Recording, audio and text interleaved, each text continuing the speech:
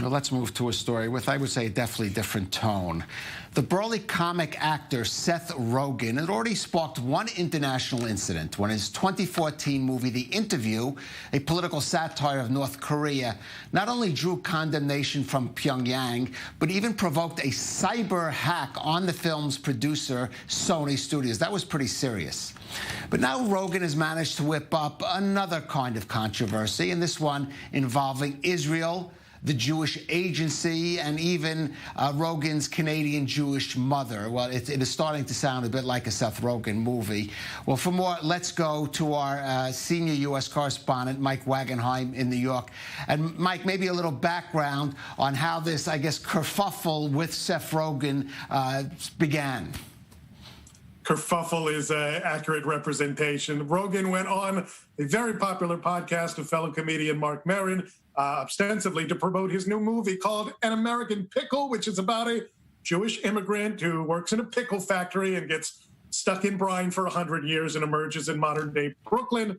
Just, we can surmise where it goes from there. So he's there to promote his Jewish heritage and his new movie, and gets talking about Jews and Israel and makes some controversial statements, saying he was fed a pack of lies about Israel while growing up, basically saying that the people who taught him said that, they didn't tell him about the other people that were in the land of Israel, ostensibly the Arabs, which I don't know how that's even possible, but that was his claim. They go on to talk about Israel, and he says that he's not really sure why there's a need for Israel. If it's for religious purposes, well, Rogen finds religion silly. And if it's for protective purposes, well, the Middle East is so chaotic and so unpredictable that it's really not good to have that many Jews in such a location anyway. For survival purposes, Jews should be more spread out.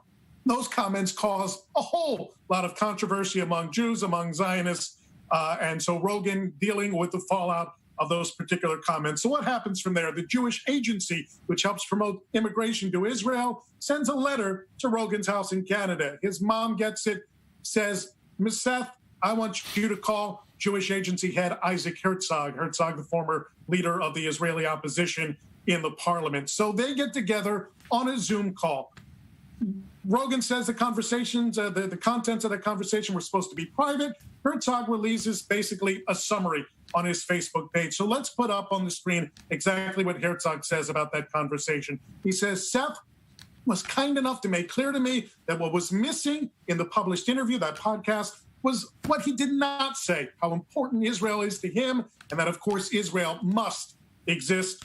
Herzog told him many Israelis and Jews around the world personally hurt by the statement, which implies the denial of Israel's right to exist. But Rogen told Herzog that it's not at all what he meant. He explained that it was a joke, a humorous exchange with a fellow Jewish comedian. He was misunderstood and apologized for that, and Herzog accepted his explanation.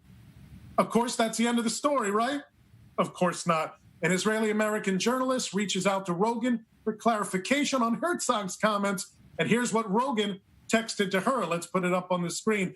He says, I did not apologize to Herzog for what I said. I offered clarity. Thinks Herzog is misrepresenting the conversation that they had. Truthfully, Rogen goes on to expound he takes pride in being Jewish and how deeply he identifies as a Jewish person. And perhaps that made him feel like he was able to say things without the proper context around them. So there you have it. Make of it whatever you will. But Rogen getting a whole lot of free publicity, including from us, for his new movie, American Pickle. I don't know if I'll see that, and I'm not sure I'll be able to watch Knocked Up and Pineapple Express again and enjoy them the way I did. Well, maybe Pineapple Express. That was pretty good. Mike Wagenheim there in New York, American Pickle. Thank you for that.